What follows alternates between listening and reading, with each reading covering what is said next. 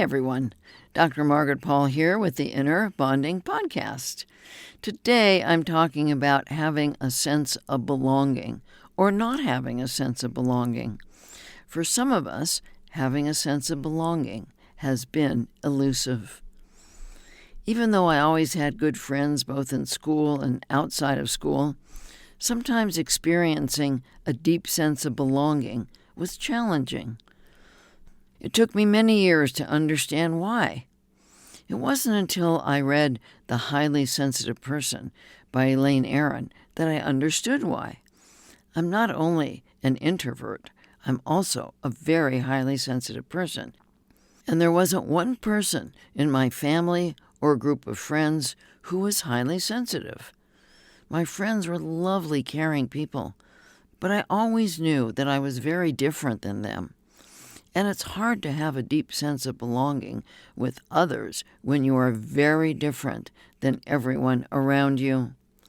I saw things in ways that no one else did, and felt things that no one else did. And at the same time, I didn't know why. At the time, I just felt that there was something wrong with me. I was an only child, so I never had a sense of belonging with siblings, and I was so different than my parents that I thought I had been adopted, which I wasn't. I yearned for that feeling of belonging, and I had it for moments with two very special men who were friends of my parents, but I didn't see them very often. When I think of them now, I can still remember the feeling of deep connection I had with each of them as a child. As I previously shared, I also had it with my paternal grandfather until I was 13 months old, and we moved away from our farm in upstate New York to Los Angeles. Even though I was so young, that very deep feeling of connection and belonging stayed with me my whole life, letting me know that a deep sense of belonging was possible. I just didn't know how to find it. I desperately wanted to fit in, but I didn't know that I first needed to have a deep sense of belonging within myself before I could attract into my life the kind of people who I felt that resonance and connection with. Sometimes a lack of belonging can lead to disastrous results. There was a girl I knew in high school who ended up being bullied and ostracized by many of the students at my school. She was one of those different people, and mean people made fun of her and shut her out. I knew her primarily because my parents were friends with her parents. I was nice to her and included her as often as I could, but I don't think I made a dent in the pain she was feeling. Years later, I heard that she had died, along with her husband and 2 children, in the Jim Jones People's Temple Massacre in Jonestown. I think because she was so traumatized by a deep lack of belonging in her teen years at school, she was vulnerable to being a part of a cult. A cult gives people a sense of belonging. If you look around today, you can see that the people who are drawn to a cult are often people who have felt lost within themselves and lost in the world. They have very little sense of self, and they receive their identity from belonging to a cult. One of the draws of a cult is being part of a group of people in a like-minded community. When we lived in smaller communities, it was easier to feel a sense of belonging, even if you lived alone. We are not meant to live all alone. We are meant to live in caring communities with people to turn to for love and connection, and for help when we need it. Love, connection, and support are vital for our health, well-being, and a sense of belonging. I work with many people who are traumatized by feeling very left out or bullied at school. School can be an awful experience for children who are introverts or who are different in any way. I was speaking with Dr. Erica about the issue of belonging and asking her about her school experience. She grew up on a farm, and there was a big difference between farm kids and city kids. So she was badly bullied by the city kids until, in the 9th grade, they found out that she was an incredible singer, and she became a star at her school. She could also play many different instruments, so music provided her with a sense of belonging. I was fortunate that in junior high school I had a very tight group of 6 friends. We did everything together, and I did have a sense of belonging with my group. But as I said, due to being the only highly sensitive person in the group and not understanding why I felt different than everyone, I always felt a bit outside the group. What's interesting to me now is that during COVID, one of the women from my junior high group contacted me to get together on Zoom. Many of these women remain friends because they stayed in the Los Angeles area, but I lost contact because I moved away. We've been meeting on Zoom monthly since then. I do have a sense of belonging with them because our roots go so deep with each other, and we are all 84 years old. But again, I'm very different than they are in so many ways. I'm the only one who's been eating organic for the last 62 years, and I'm the only one who is still healthy. They share a lot about their knee replacements and other body replacements and other major health challenges. I'm the only one still working and with a passion about my work. They are loving and supportive and proud of me, and I'm grateful for them. Because I now understand my many differences from them, I have much more of a sense of belonging than I did as a young adolescent. I value my differences rather than thinking there is something wrong with me, which goes a long way to creating a sense of belonging. I had to learn to have the sense of belonging with myself before I could feel it with others. When I was in high school, we had various clubs. I was a part of a couple of clubs which gave me a sense of belonging. But there were many students who were left out of these clubs with no sense of belonging, and I always felt sad about this. With my high sensitivity, I could feel the pain of feeling left out, and I always tried to include these left out people. My granddaughter goes to an alternative school where no one is left out because at her school, differences are valued. This is how school should be. Children should not be traumatized at school due to being left out and having no sense of belonging. The loneliness this causes can be devastating. John Robbins, the heir to the Baskin-Robbins ice cream fortune, stated on the Coast to Coast radio show that one of the surprises of his research into cultures known for their longevity was the importance of love and healthy relationships. Loneliness and negative interactions can depress the functioning of the body's systems and lead to poor health, Robbins reported.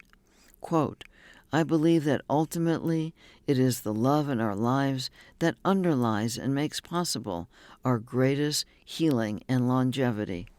Unquote.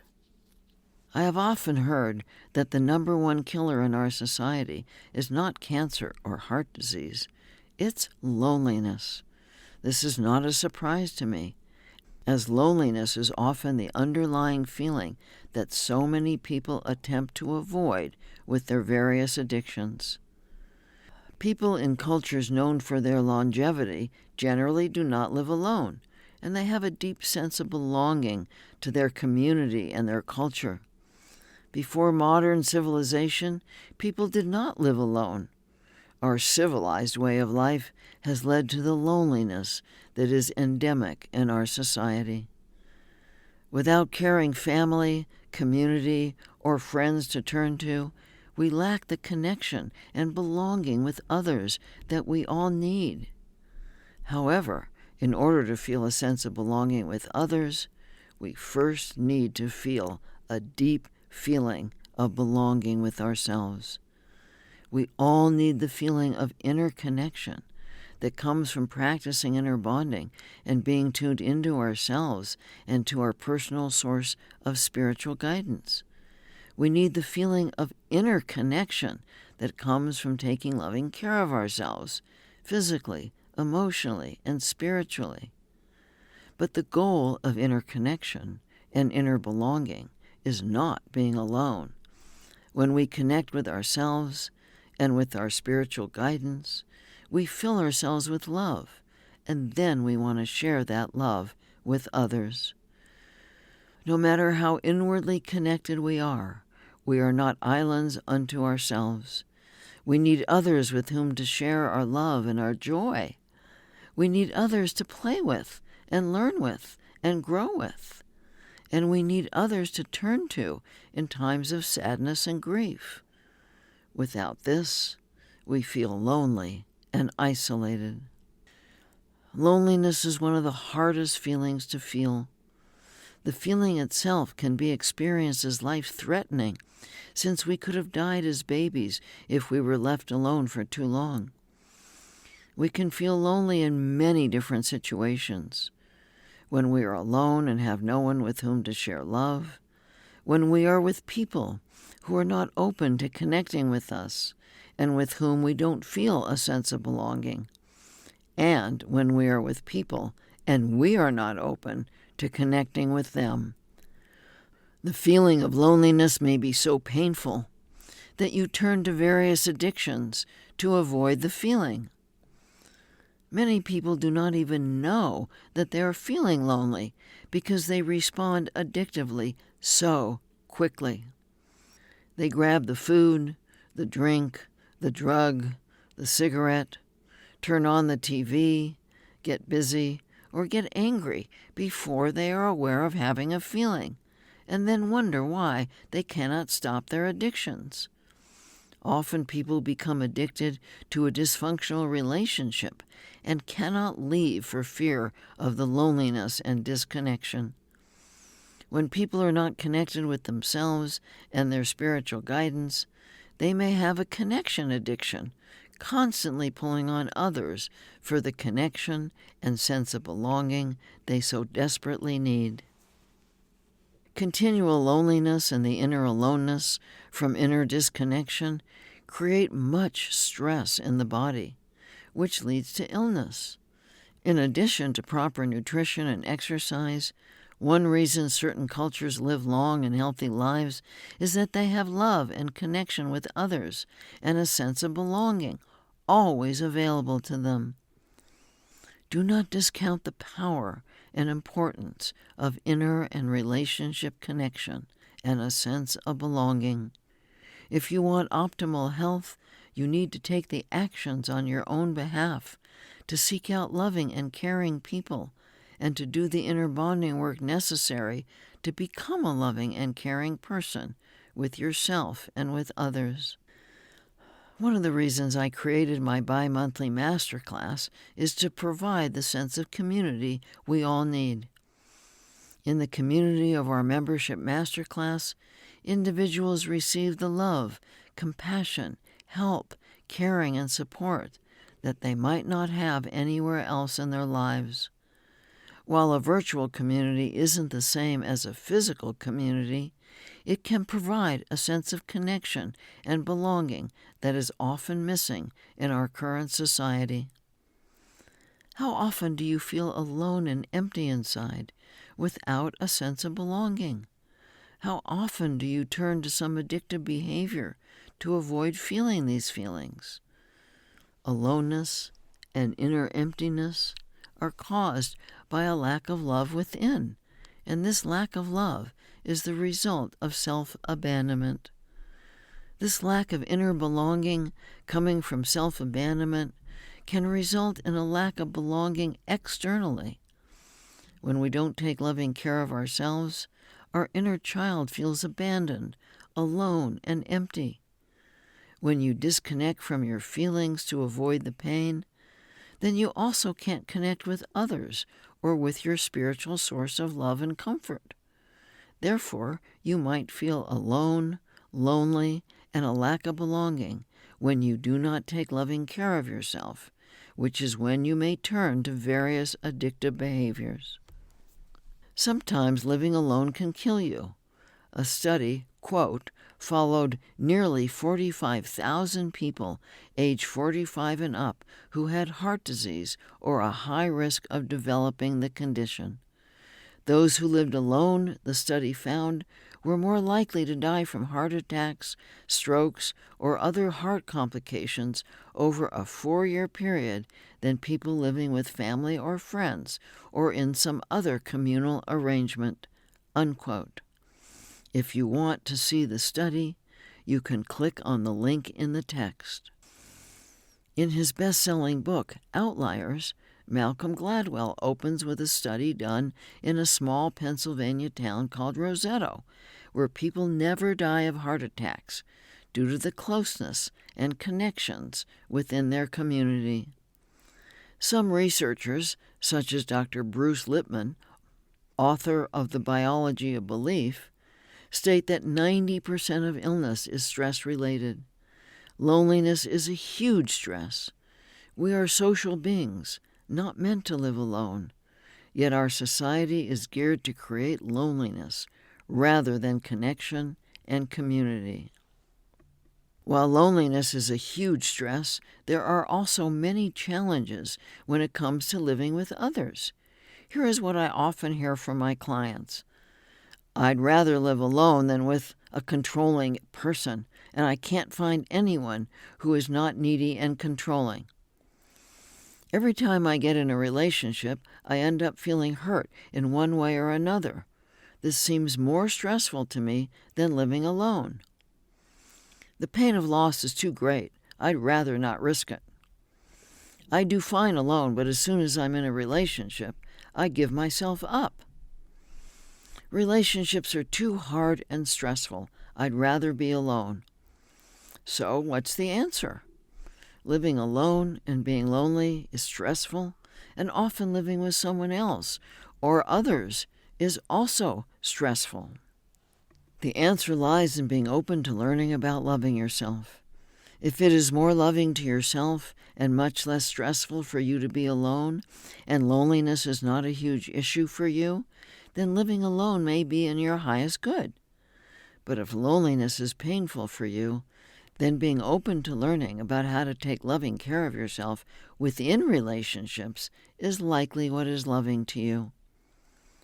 Relationships offer an incredible arena for personal and spiritual growth. They trigger every unresolved and unhealed issue: fear of rejection, fear of loss, fear of engulfment, fear of conflict, fear of intimacy. This is why relationships are stressful. They challenge us to deal with our deepest fears. And in accepting this challenge, we learn and grow. However, many people are just as lonely in a relationship as in being alone, if not even more so. When people choose to protect against their fears rather than learn from them, and when they choose to try to control others rather than learn to be loving to themselves and others, it can be very lonely for both partners. In the town of Roseto, mentioned earlier, the one thing that creates the lack of heart attacks is caring. In Roseto, the people care about each other. They look out for each other. They support each other and take care of those who need caregiving. They accept each other. They don't have heart attacks because they feel safe, and the sense of safety and belonging takes away the stress that causes illness. They know they will never be on the streets starving. They know they will never be ill and left alone to fend for themselves. They have each other's backs. What would you give to know that the people around you and in your community have your back, and that you have theirs? This caring about each other is what is missing in much of our society, both within our primary relationships and within our communities. Without this caring, we don't feel safe, and we don't feel a sense of belonging. Even if we are good at taking care of ourselves, we still need to know that we are not alone, that others care enough to be there for us when we have the need. How can we move toward creating caring communities?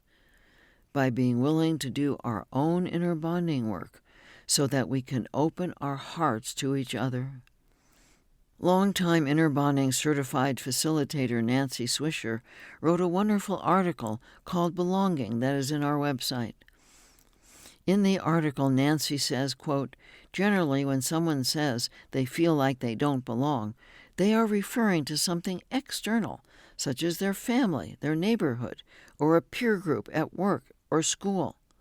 The feeling of not belonging, no matter where it comes from, is a very painful feeling. It can be debilitating.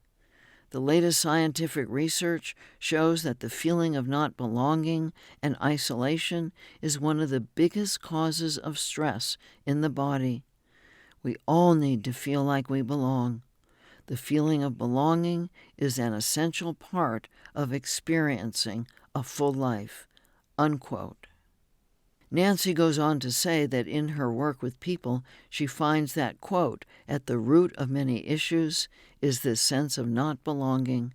Exploring your personal experience of belonging provides the potential for healing and aligning with your true self."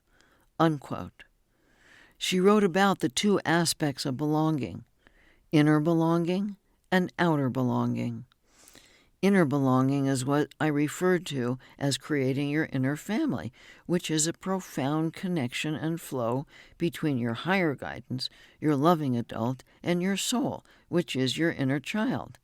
Nancy wrote, quote, "Inner belonging cannot exist without the practice of self-love. They go hand in hand. When you love yourself, when you allow the love that you are to flow through you and from you, the feeling of belonging is always present." Unquote. Outer belonging is a sense of resonance and connection with others. Some people have a wonderful sense of belonging with their family of origin, while others don't feel this resonance and connection with their family of origin. Some people feel a sense of belonging with a partner and children, while others don't. Some people find their sense of belonging with friends, or with a particular group, such as a 12-step group, or with a religious or spiritual group, or with a group of like-minded people working for a common cause. When you feel a sense of belonging within yourself, it's easier to find a sense of belonging with like-minded others. But if you are disconnected from yourself, abandoning yourself, that's when you are vulnerable to finding a sense of belonging with a charismatic cult leader. Nancy goes on to say that, quote, "One main difference between inner and outer belonging is that we have complete control over our experience of inner belonging, whereas the feeling of outer belonging is dependent upon circumstances. The other big difference is that inner belonging is primary, outer belonging is secondary. By this I mean that if you don't take the time and space to cultivate a deep sense of belonging to yourself, to your spirit as it flows from the larger universal field of spirit, and to your body, then you will never feel the joy of external belonging either. You may feel it temporarily in certain situations, but it won't last. You will have to keep finding new external sources for the feeling.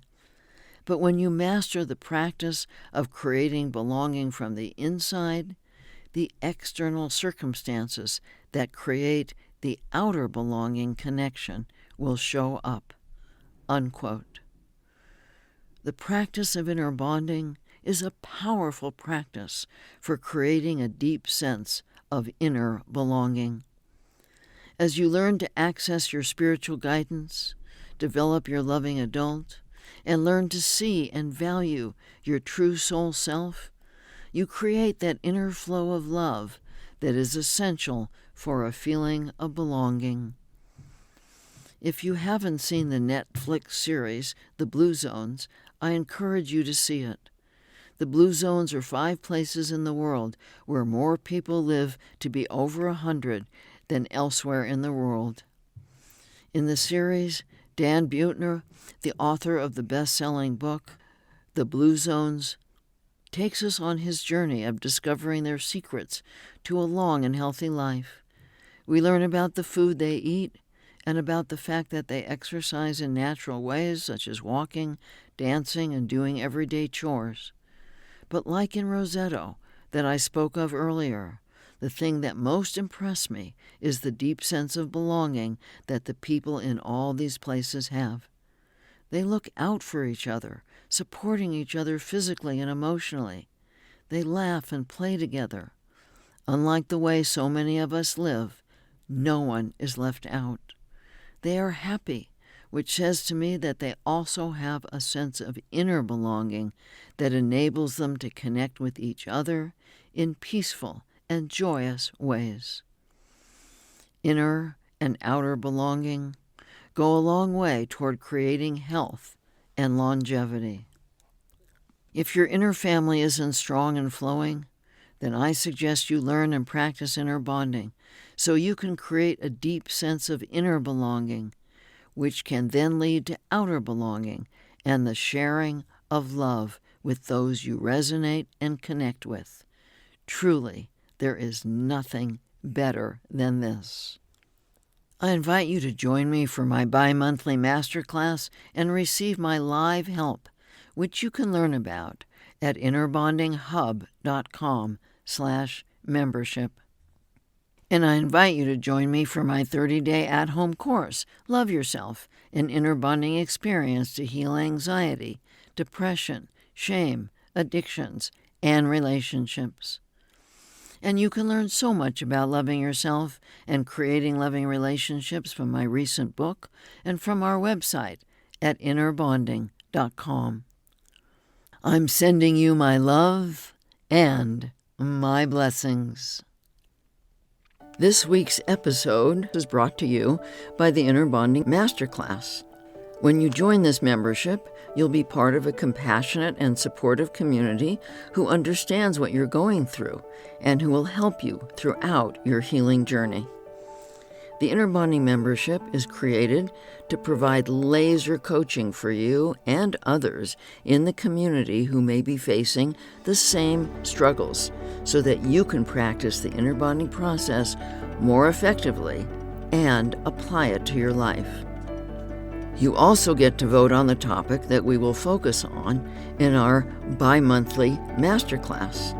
This way, you and the community will always learn about and get guidance on the topic you're requesting most. Go to innerbonding.com/members to join us. You can use the code BENEFIT to get a 10% discount on your registration at checkout. Again, go to innerbonding.com/members.